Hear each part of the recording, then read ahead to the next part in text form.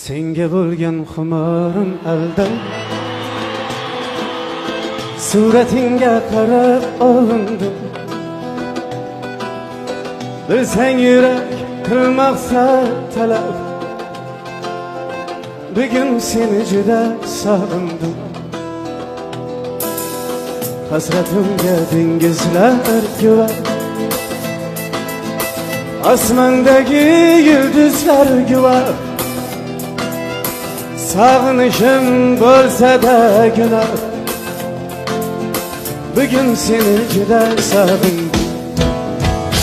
Sog'indim salingni, sog'indim jamolingni, sog'indim xayolingni, xayolingni sog'indim.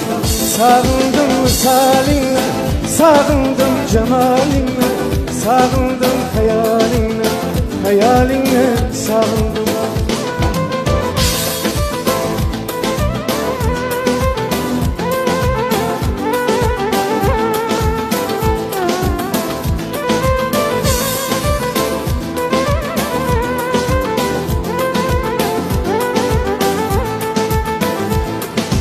Görsem yedi gül yüzlerini, mayus kulgan ul ko'zlaringni, menga aytgan har so'zlaringni, bugun seni juda sog'indim. Sochlaringni uchurar shamol, kelarmi deb surarman xayol. So'zim tingla ey safir jamol, bugun seni juda sog'indim. Sağındım salingni, sağındım jamolingni, sağındım xayolingni, xayolingni sağındım. Sağındım salingni, sağındım jamolingni, sağındım xayolingni, xayolingni sağındım.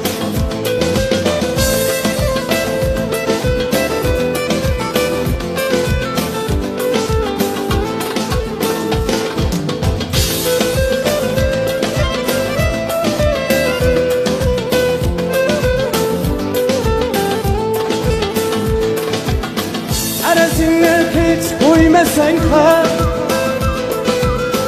asabimga ko'p o'ynasan ham, qonim ichib hech to'ymasan ham, bugun seni juda sog'indim. O'jarliging, erkaligingni, jinnilarcha telbaligingni, hatta o'sha qaysarligingni, bugun seni juda sog'indim. Sog'indim salingni, sog'indim jamolingni, sog'indim xayolingni, xayolingni sog'indim. Sog'indim salingni, sog'indim jamolingni, sog'indim xayolingni, xayolingni sog'indim.